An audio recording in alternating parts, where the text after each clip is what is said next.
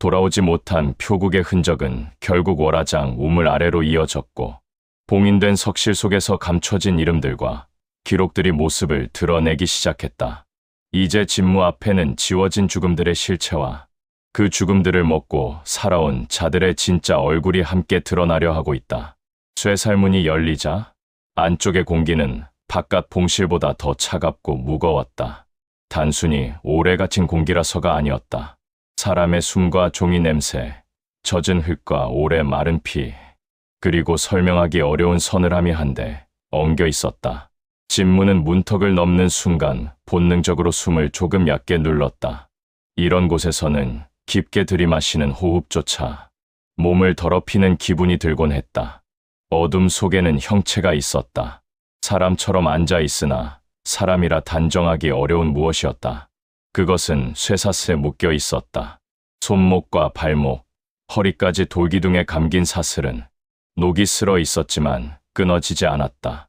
몸에는 누더기처럼 찢긴 무사복이 남아 있었고 허리춤에는 빈 검집 하나가 덜렁였다. 얼굴은 살아있는 자처럼 살빛이 남아 있었으나 눈동자는 이상하게 흐렸다. 죽은 자의 공허와 산 자의 경련이 한꺼번에 섞인 눈이었다. 그것은 진무를 보더니 아주 천천히 고개를 들었다. 입술이 열렸다. 그러나 처음 나온 것은 말이 아니라 메마른 숨이었다. 물 밑에서 막 끌어올린 사람처럼 거칠고 무거운 숨소리였다. 명석이 낮게 말했다. 살아있는 몸에 너무 많은 이름을 눌러 담으면 저렇게 된다. 진무는 눈을 가늘게 뜨고 대상을 살폈다. 사람은 맞다. 적어도 처음에는 그랬다. 그런데 지금은 한 사람이라기보다 여러 죽음의 잔향이 한데 들러붙어 만들어낸 그릇처럼 보였다. 강호에서 억울하게 죽은 자들의 이름과 유품, 검과 패, 기록을 이 봉실에 모으는 동안 그 모든 것이 이 안에 누군가를 통해 한 번씩 흘러갔을 가능성이 있었다. 소운의 목소리가 아주 낮게 갈라졌다. 저놈은 처음엔 그냥 감시용이었다. 봉실 안에 든 것들을 오래 다뤄도 미치지 않는 놈이 필요했지. 그런데 시간이 지나면서 저렇게 됐다. 이름을 너무 많이 외웠고 죽은 자들의 유품을 너무 오래 손댔고 마지막엔 누가 죽고 누가 살아있는지도 구분 못하게 됐다. 진혁이 씁쓸하게 덧붙였다. 그래서 봉인했다. 죽이지는 못했고 밖으로 내보내지도 못했고 그 존재는 여전히 진무를 보고 있었다. 그러다가 아주 느리게 그러나 분명한 동작으로 왼손을 들었다. 쇠사슬이 끌리는 소리가 낮게 울렸다. 손끝이 바닥 한쪽을 가리켰다. 진무는 그쪽으로 다가갔다. 바닥에는 돌판이 넓게 깔려 있었고 그 위에는 엷은 흙먼지가 덮여 있었다. 얼핏 보기에는 평범한 석실 바닥 같았으나 자세히 보면 얇은 금이 일정한 간격으로 이어져 있었다. 돌판 몇 장 아래가 빈 공간이라는 뜻이다. 명석이 그 장면을 보고 눈을 감았다 뜨며 낮게 말했다. 거기가 원래 마지막 봉토 자리였다. 이름을 끝까지 못 찾은 자들, 어디로도 돌려보낼 수 없는 자들, 문파나 표국이 끝내 책임지지 않은 무사들을 묻어두던 곳이지. 진무의 등줄기를 차갑게 스치는 감각이 있었다. 우물 아래 봉실 깊숙한 곳, 봉인된 마지막 구획 아래에는 무덤이 있었다. 지상의 묘역이 아니라 아무도 모르는 지하의 봉토, 그리고 그 안에 묻힌 자들은 대부분 이름 없는 무사들이었다. 담서와 백철우의 혼이 우물 위에 남아 있었음에도 그 시선이 이 아래까지 닿는 것이 느껴졌다. 죽은 자들은 자기 이름이 어디 있는지, 자기 뼈가 어디 묻혀 있는지, 누가 자기를 잊었는지를 이상할 만큼 정확히 안다. 젖은 망령도 바깥 석실 선반에 놓인 자기 폐에서부터 이 아래까지 이어진 무엇을 느끼고 있을 것이다. 진무는 무릎을 굽혀 바닥에 틈을 더듬었다. 돌판은 오래됐지만 단단히 맞물려 있었다. 누군가 일부러 자주 열고 닫은 흔적은 없었다. 반대로 말하면 한 번 닫힌 뒤로는 거의 손대지 않았다는 뜻이다. 명석이 다시 입을 열었다.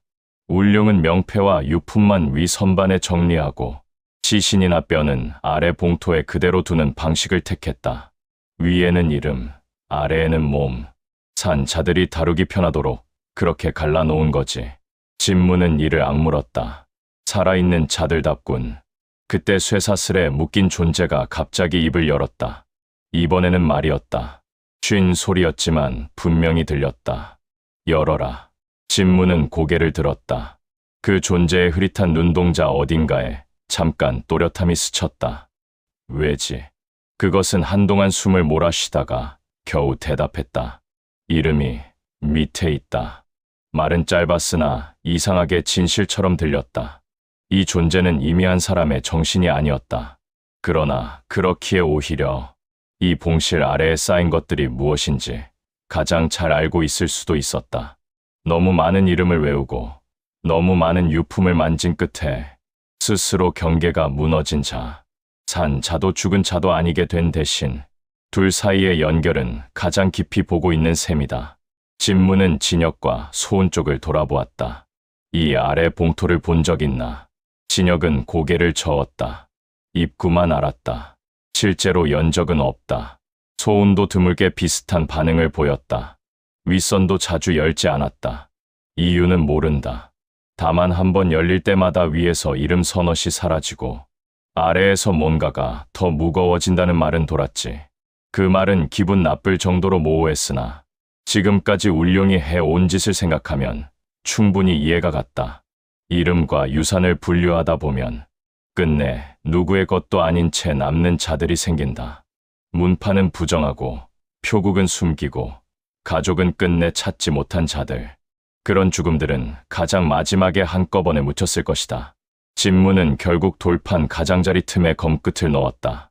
쇳소리가 아주 낮게 울렸고 그는 천천히 힘을 주었다.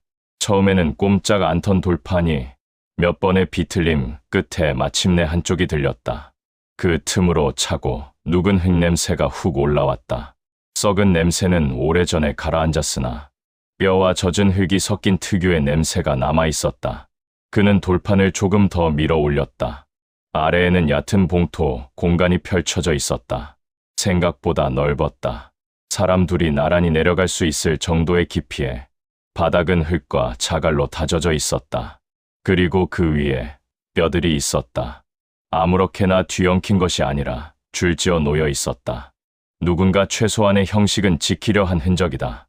그러나 이름표는 없었다. 돌비도 없고 목패도 없고 무덤마다 남겨진 표식도 없었다. 검 한 자루, 낡은 허리띠, 반쯤 썩은 표국 폐 조각, 장식 없는 단도, 찢긴 소매천 같은 것들만 각각의 뼈 옆에 작게 놓여 있었다. 이름 없는 무사들의 무덤이었다. 진무는 아래를 내려다보다가 한동안 말이 없었다. 지상에서는 실종으로 끝나고 강가에서는 떠내려온 시체로 잠깐 얼굴을 보이고 거짓 제사에서는 대체 위패가 올라가고 우물 아래 선반에는 이름이 정리된다. 그리고 가장 깊은 곳에는 이렇게 몸이 묻혀 있었다. 누구도 제대로 데려가지 못한 자들, 누구도 끝내 자기 사람이라 말해주지 않은 자들. 명석의 목소리가 뒤에서 낮게 울렸다. 처음에는 장로들끼리 맹세한 것이 있었다. 끝내 이름을 찾지 못한 자라도 몸은 함께 묻어주자고. 그런데 울룡이 이곳을 손에 넣은 뒤부터 그 약속도 변질됐다. 몸은 묻되 이름은 따로 빼가고 유산이 있는 자는 더 오래 붙들었다. 그래서 저 봉토는 무덤이면서도 무덤이 아니게 됐다. 진무는 천천히 아래로 내려섰다. 흙은 축축했고 발밑에서 작은 자갈이 눌렸다. 가장 가까운 뼈 곁에는 낡은 가죽 장갑 한 짝이 놓여 있었다. 검을 오래 잡은 손의 모양에 맞춰 다른 장갑이었다. 다른 자리에는 부러진 창촉 하나가 있었고 조금 떨어진 곳에는 표국 문양이 반쯤 지워진 배 조각이 있었다. 무사마다 마지막으로 자기 몸을 설명해주는 물건 하나씩만 남겨진 셈이다. 그때였다. 백철우의 망령이 위쪽에서 갑자기 크게 흔들렸다. 진무는 본능처럼 시선을 돌렸다. 봉토 안쪽 한 모퉁이에 놓인 뼈 하나 곁에는 부러진 검 손잡이 조각이 있었다. 검집은 없고 손잡이만 남아 있었지만 그 감긴 가죽과 금속 마감은 익숙했다. 백철우 검의 오래된 부속 조각이었다. 그는 완전히 한 곳에서 죽지 않았다. 검이 부러지고 일부는 회수되고 일부는 이 무덤 아래 남은 것이다. 진무는 그 조각을 조심스럽게 집어들었다. 백철우의 형체가 한순간 또렷해졌다가 다시 흔들렸다. 검을 잃고 떠돌던 혼이 이제야 자기 마지막 자리의 일부를 찾은 셈이다. 그는 아주 낮게 중얼거렸다. 여기 있었군. 백철우의 호는 말 대신 천천히 고개를 숙였다. 그 움직임에는 분노보다 깊은 피로와 안도가 함께 있었다. 자기 죽음이 끝내 흔적도 없이 사라진 것이 아니라는 안도, 동시에 그 흔적이 이런 곳에 함께 묻혀 있었다는 피로. 진무는 더 깊은 쪽으로 걸음을 옮겼다. 거기에는 표국 인원으로 보이는 뼈 셋이 나란히 놓여 있었다. 곁에는 작은 표패 조각과 같은 매듭의 띠가 남아 있었다. 조인태가 본다면 바로 알아볼 수도 있을 것이다. 돌아오지 못한 표국 사람들 가운데 일부는 강물로 흘려보내지지 않고 여기 묻혔다. 왜냐하면 이름을 빼야 했고 유품을 골라야 했고 나중에 제사나 장부 조작에 쓸 것이 있었기 때문이다. 진무는 그 자리 앞에서 잠시 멈췄다. 살아있는 자들이 죽은 자를 얼마나 철저히 이용할 수 있는지 이 봉토는 말없이 보여주고 있었다. 그런데도 죽은 자들은 이상하게도 완전히 지워지지 않았다. 뼈 옆에 창촉 하나, 장갑 한 짝, 검 손잡이 조각 하나로 끝내 자기 존재를 남기고 있었으니까. 그 순간 봉토 맨 안쪽에서 아주 희미한 반짝임이 보였다. 등불이 닿지 않는 어두운 자리였다. 진무는 그쪽으로 몸을 낮추어 다가갔다. 흙에 반쯤 묻힌 작은 금속판 하나가 있었다. 그는 손끝으로 조심히 흙을 걷어냈다. 얇은 은판이었다. 앞면에는 거의 지워진 글씨가 남아 있었고 뒷면에는 3번 짧고 1번 길게 긁힌 상처가 있었다. 울룡의 표식과 닮았으나 완전히 같지는 않았다. 글씨를 더듬어 읽어보니 아주 희미하게 문장이 남아 있었다. 이름을 잃더라도 검은 잊지 말라. 사부가 제자들에게 남긴 말인지 혹은 무덤에 넣을 때 누군가 몰래 남긴 문장인지 알 수 없었다. 그러나 그 짧은 글은 이 봉토 전체를 설명하는 듯했다. 이름이 빼앗기고 기록이 흩어지고 몸이 지하에 묻혀도 끝내 어떤 것은 남는다. 손에 익은 검, 평생 배운 한 수, 사부가 남긴 마지막 말, 혹은 죽어서도 돌아오지 못한 자의 방향감각 같은 것. 진무는 은판을 품에 넣었다. 위에서 명석이 낮게 물었다. 무엇이 보이나? 진무는 한동안 봉토를 둘러보다가 대답했다. 무덤이다. 그런데 이름은 위에 있고 몸은 아래에 있고 검은 또 다른 곳에 흩어져 있다. 누군가 일부러 한 사람을 조각내 놓은 것 같군. 명석이 눈을 감았다 떴다. 그게 울룡 방식이다. 사람을 통째로 상대하지 않는다. 이름은 협박용으로, 유품은 위패용으로, 검은 유산용으로, 몸은 증거 제거용으로 나눈다. 한 사람의 삶을 여러 조각으로 갈라놓으면 아무도 끝까지 찾기 어려워지니까. 그 말에 진무는 이를 악물렸다. 맞는 말이었다. 그래서 죽은 자들이 그토록 자신을 붙들고 늘어졌던 것이다. 각각 한 조각씩밖에 말할 수 없었기 때문이다. 담선은 비급을, 주석은 장부를, 젖은 망령은 마지막 얼굴을, 백철우는 검을, 조인태는 표행의 시작을 붙들고 있었다. 누구도 전부를 알지 못했다. 그래서 죽은 자들이 함께 가리킨 길을 따라와야만 겨우 하나의 진실에 닿을 수 있었던 것이다. 그때 봉실 입구 쪽에서 갑자기 거친 발소리가 울렸다. 진무는 곧장 몸을 돌렸다. 위에서 내려오던 자들이 결국 봉실까지 닿은 것이다. 목소리도 들렸다. 적어도 3, 많으면 5. 앞선 자가 소리쳤다. 아래다. 문 열려 있다. 소운의 표정이 달라졌다. 진혁도 이를 악물었다. 이제는 더 숨어 있을 수 없다. 봉토와 명패와 장로, 그리고 아직 살아있는 정보들이 모두 이 안에 있다. 여기서 밀리면 다시는 같은 기회가 오지 않는다. 진무는 봉토에서 빠르게 올라오며 품 안의 명패와 부속패, 은판, 검 조각들을 다시 한번 눌러 확인했다. 너무 많았다. 그러나 하나라도 두고 갈 수 없는 것들이었다. 그는 봉실 한가운데에 선 뒤 진혁과 소운을 향해 말했다. 선택해라. 여기서 다시 울룡편에 서면 너희도 저 무덤 아래 이름 없이 묻힌다. 아니면 살아있는 자들을 빼내고 죽은 자들의 이름을 밖으로 가져가는 데 힘을 보태라. 소운은 입술을 깨물었다. 진혁은 한동안 봉토를 내려다보았다. 그 안에는 자기들이 팔아넘긴 후배들과 동료들, 그리고 결국 자기 문파에 남은 조각들이 묻혀 있다. 아무리 타락했어도 그 광경 앞에서는 마지막으로 남은 무엇인가가 흔들릴 수밖에 없다. 명석이 아주 낮게, 그러나 또렷하게 말했다. 지금도 못 고르면 너희는 살아도 이미 죽은 자들이다.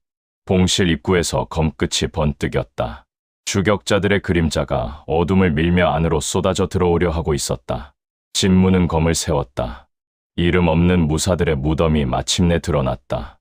이제 남은 것은 그 무덤을 다시 어둠 아래 묻히지 않게 하는 일뿐이다.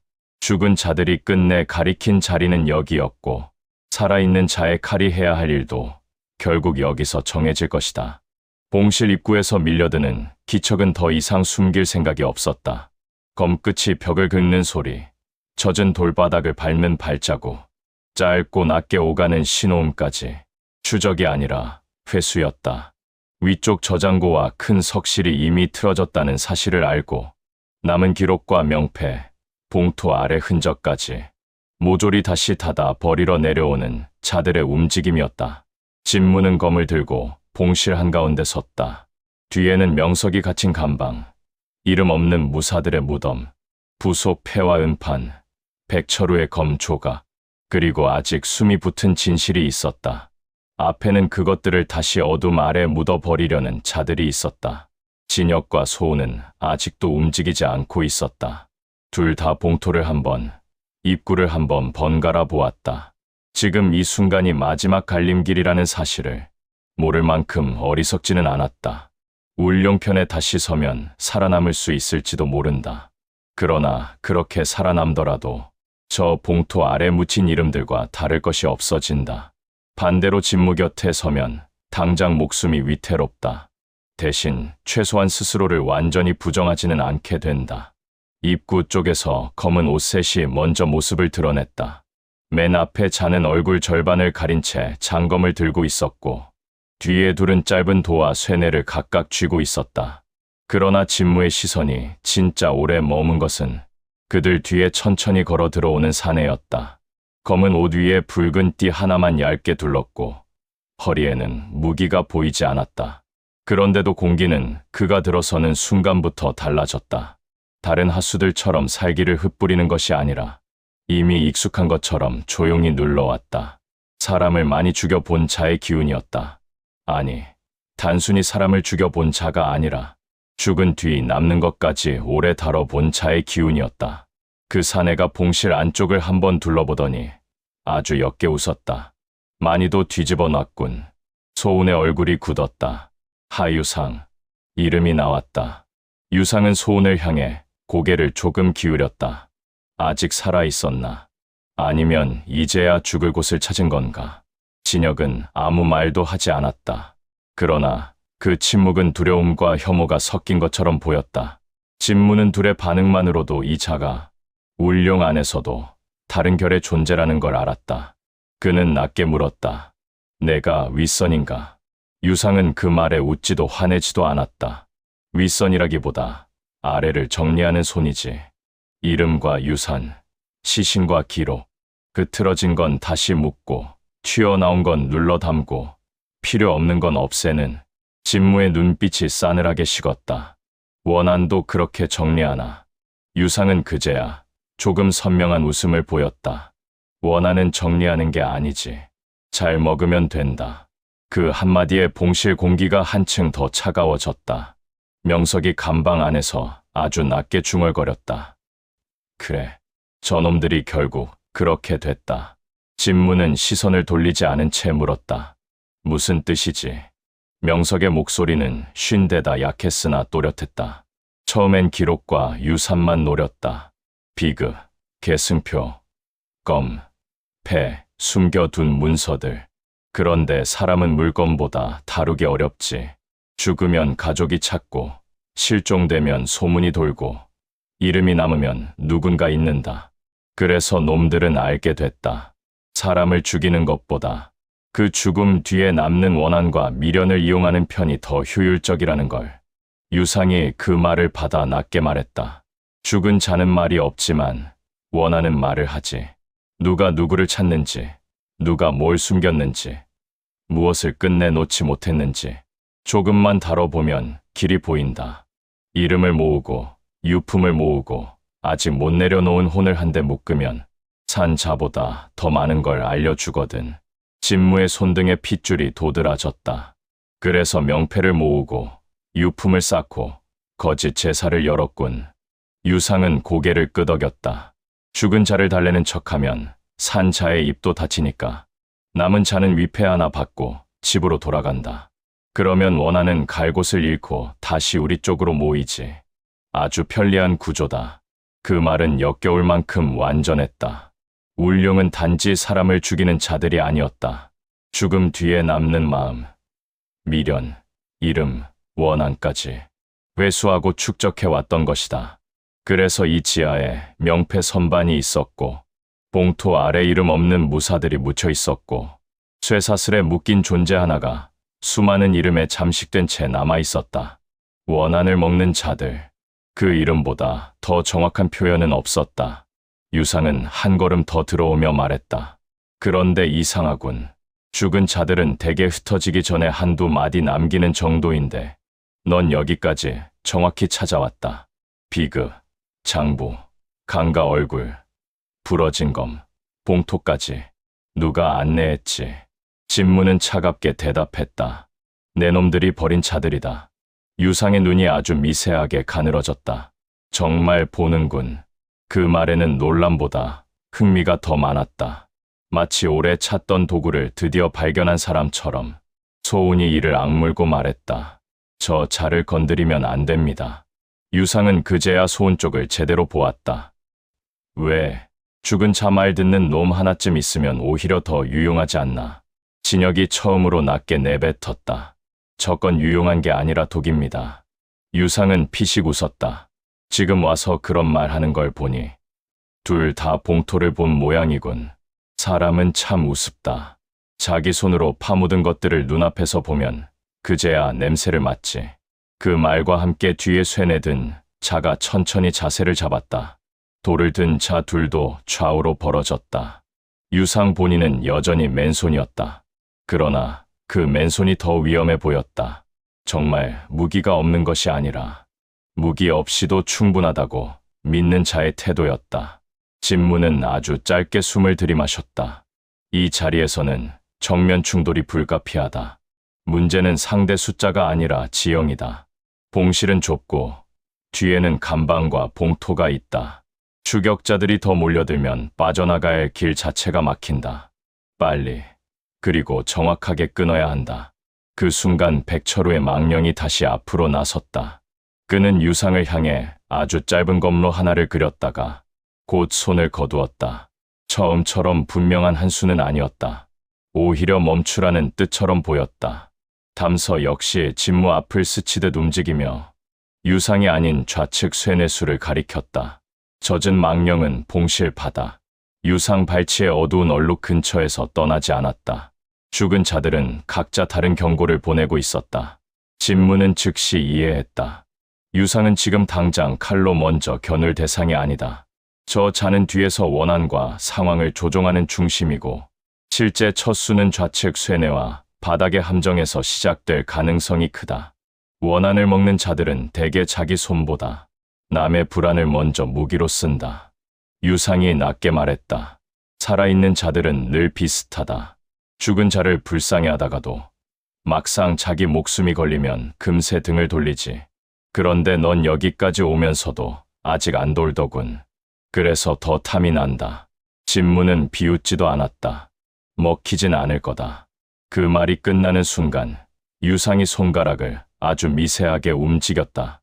쇠뇌가 먼저 날아왔다. 그러나 진무는 이미 담서가 가리킨 좌측을 보고 있었다. 그는 몸을 틀어 화살을 피함과 동시에 검집 끝으로 바닥의 어두운 얼룩을 세차게 쳤다. 둔탁한 금소금과 함께 얇은 철망이 바닥 아래서 솟구치다 중간에서 멈췄다. 함정이었다. 사람이 한 걸음만 잘못 디디면 다리를 죄거나 쓰러뜨릴 장치였다. 좌측 쇠뇌수의 눈이 커졌다. 진무는 그 틈을 놓치지 않고 낮게 파고들었다. 검이 번뜩이며 손목 안쪽을 스쳤고 쇠뇌가 바닥에 떨어졌다.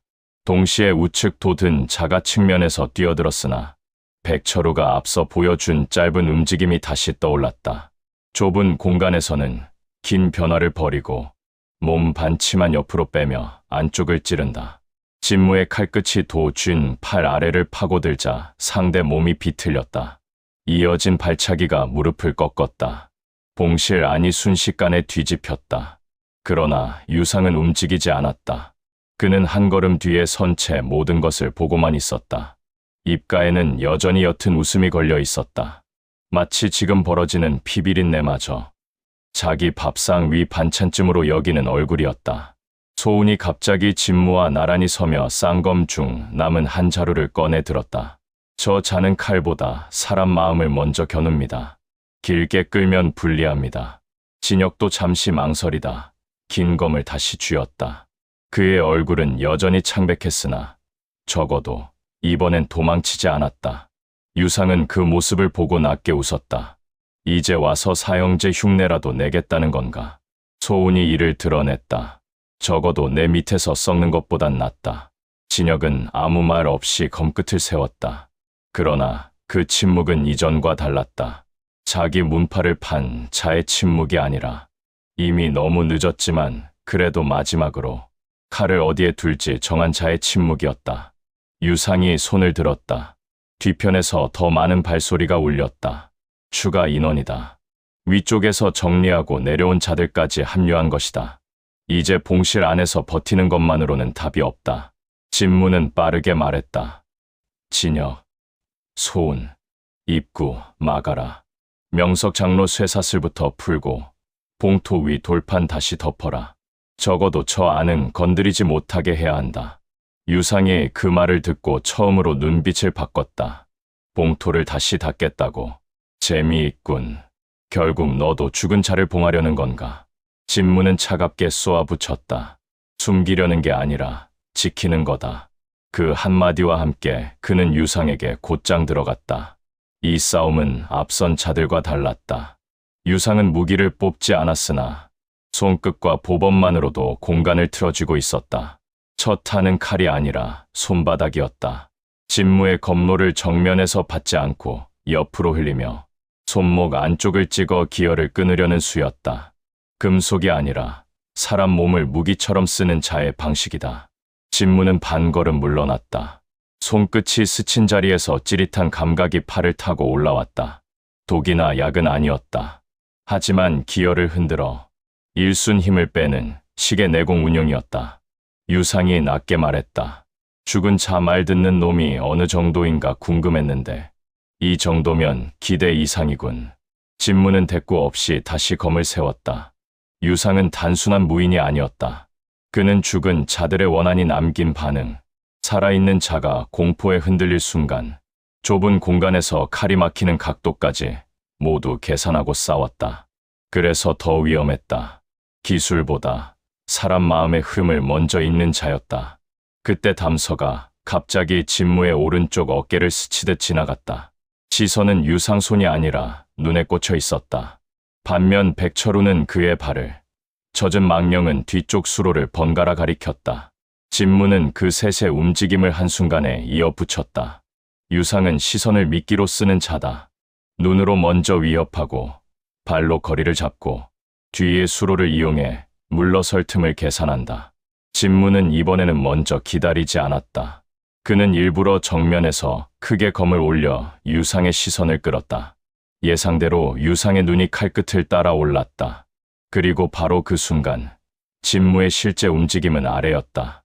반치 낮게 깔린 발이 물길 가장자리 미끄러운 돌을 디디며 몸을 비틀었다. 검은 정면이 아니라 옆으로 유상의 발목 뒤와 몸의 축이 겹치는 아주 짧은 틈을 스쳤다. 유상의 균형이 처음으로 흔들렸다. 그는 즉시 손바닥으로 진무의 턱선을 치려 했으나 이미 늦었다.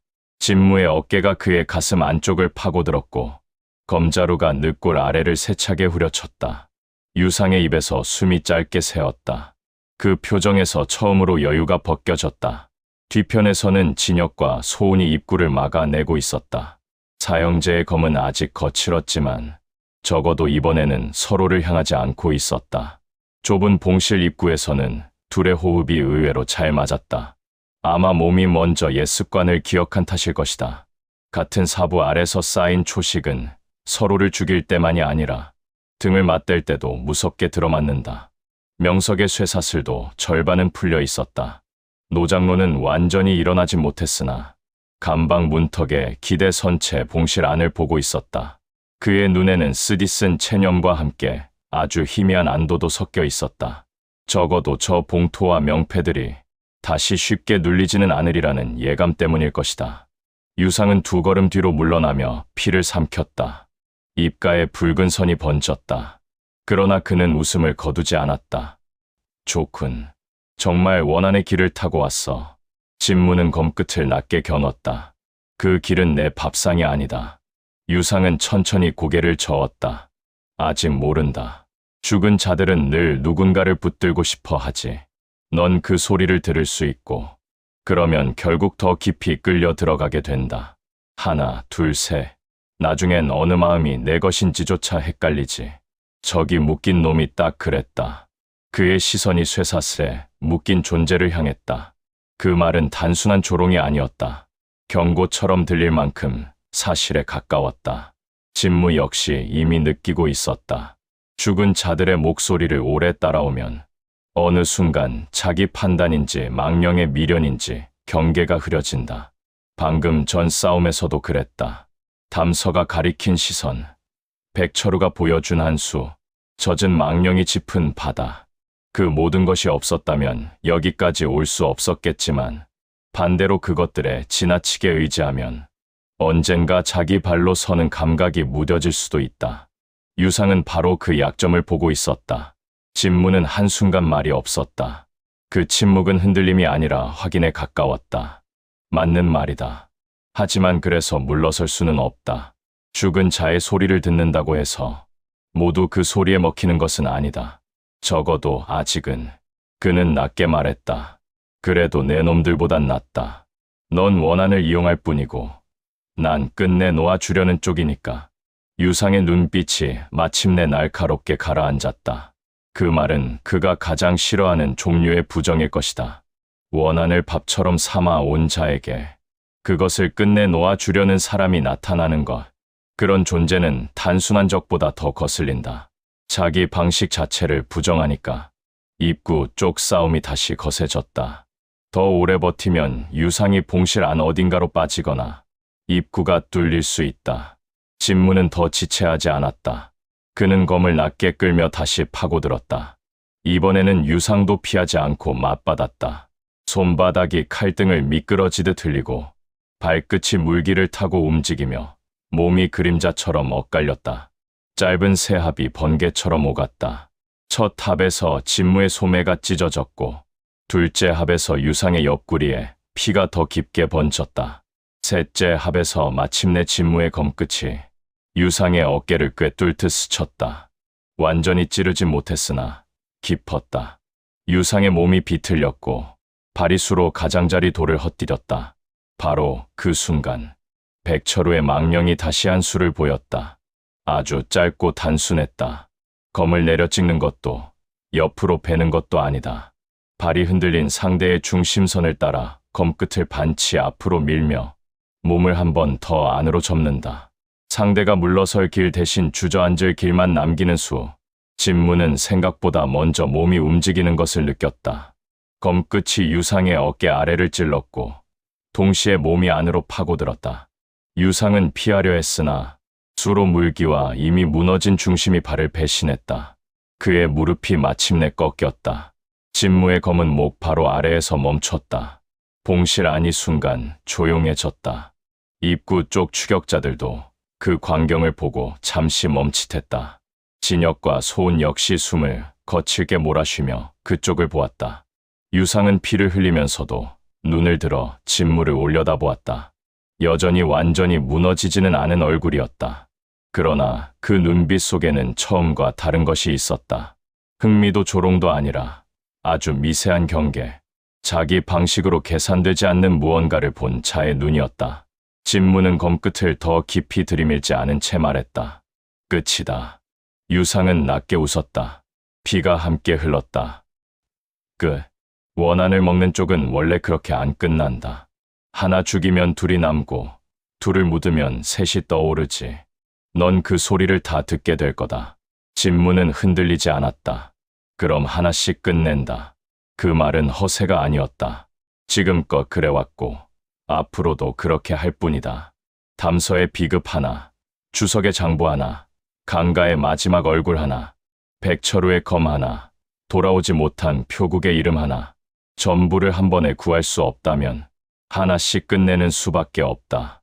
명석이 감방 앞에서 아주 천천히 고개를 끄덕였다. 유상은 더 말하려 했으나 피가 먼저 목에 차올랐다. 진무는 그를 죽이지 않았다. 지금 죽이면 너무 많은 말이 함께 끊긴다. 대신 검자루로 턱을 세차게 쳐 기절시켰다. 몸이 수로 옆에 무겁게 쓰러졌다. 입구 쪽 추격자들은 그걸 보자 더 버티지 못하고 뒤로 물러나기 시작했다. 윗선 정리 손이 쓰러졌다면 이 봉실 아래에서 목숨 걸 이유까지는 없다고 판단한 것이다. 소운이 마지막 한 자를 발목에서 베어 넘어뜨리자 나머지도 등을 돌렸다. 싸움은 거기서 끝났다. 하지만 봉실 안의 공기는 여전히 무거웠다. 원한을 먹는 자 하나가 쓰러졌다고 해서 여기 쌓인 죽음이 바로 가벼워지는 것은 아니다. 다만 적어도 흐름 하나는 끊어졌다. 죽은 자들의 이름을 모으고 원한을 이용해 길을 찾던 손이 멈춘 것이다. 진무는 천천히 숨을 골랐다. 몸 여기저기에서 통증이 올라왔으나 아직 버틸만 했다. 그는 먼저 명석의 쇠사슬을 완전히 풀고 봉토 위 돌판을 다시 제대로 맞췄다. 숨기려는 것이 아니라 더럽힌 손들이 함부로 뒤지지 못하게 하기 위해서였다. 이름 없는 무사들의 무덤은 적어도 다시 짐짝처럼 해집히지 않아야 했다. 그 다음 그는 명패와 부속패, 백철우의 검 조각, 봉인 공서 일부, 은판과 의뢰서까지 모두 천으로 단단히 감쌌다. 품 많이 무거워졌지만 내려놓을 수는 없었다. 소운이 벽에 기대 선 채 낮게 물었다. 이제 어쩔 셈이지. 진혁은 말없이 봉실 바닥을 보고 있었다. 진무는 짧게 답했다. 먼저 살아있는 자들을 밖으로 다 빼낸다. 그 다음 위를 정리하고 이름들을 돌려보낼 길을 만든다. 명석이 거칠게 숨을 고르며 덧붙였다. 그리고 청화문에 남은 줄도 다시 이어야지. 안 그러면 이건 또 다른 울룡이 될 뿐이다. 진무는 그 말에 대답하지 않았다. 아직 거기까지 생각할 겨를은 없다. 하지만 명석의 말이 틀리지 않다는 것도 알고 있었다. 단지 죽인 자를 처단하는 것만으로는 끝나지 않는다. 도둑맞은 유산과 지워진 이름을 원래 자리로 돌려놓을 방법까지 찾아야 비로소 끝이라 부를 수 있다. 그는 마지막으로 봉실을 둘러보았다. 원한을 먹는 자들은 늘 더 많이 남아있을 것이다. 하유상은 그저 한 손일 뿐이다. 위쪽에는 여전히 울룡의 다른 줄이 살아있고 이미 올라간 부속패 하나와 더 깊은 기록도 남아있다. 하지만 오늘 이 자리에서 한 가지는 분명해졌다. 죽은 자들의 원한은 더 이상 저들의 먹이가 되지 않을 것이다. 적어도 지금부터는 진무가 먼저 그 길을 타고 움직일 테니까. 그는 검을 거두며 아주 낮게 중얼거렸다. 이제 위로 올라간다. 그 말에 담서와 백철우, 젖은 망령의 시선이 동시에 봉실 바깥을 향했다. 죽은 자들의 길은 여기서 끝나지 않는다. 그러나 적어도 오늘 그 길을 틀어쥐고 원한을 씹어 삼키던 자 하나가 쓰러졌다. 그리고 그것만으로도 이 지하의 공기는 처음보다 아주 조금 덜 썩어 있었다. 원한을 먹고 살아온 자들이 쓰러지고 우물 아래 감춰졌던 이름과 기록이 다시 빛을 본다. 그러나 마지막 줄은 아직 끊기지 않았고 진무의 발걸음은 이제 더 높은 곳에 숨어있는 윗줄을 향하게 된다. 오늘의 이야기는 여기까지입니다. 들어주셔서 감사합니다. 강호의 길은 끝나지 않습니다. 다음 이야기에서 다시 만나려면 구독과 좋아요, 알림 설정까지 부탁드립니다. 여러분의 참여가 곧 이 무협 세계를 더욱 빛나게 합니다. 구독으로 다음화 죽은 자들의 소원을 들어주는 무사, 제5부 죽은 자들의 소원을 먼저 만나보세요. 감사합니다.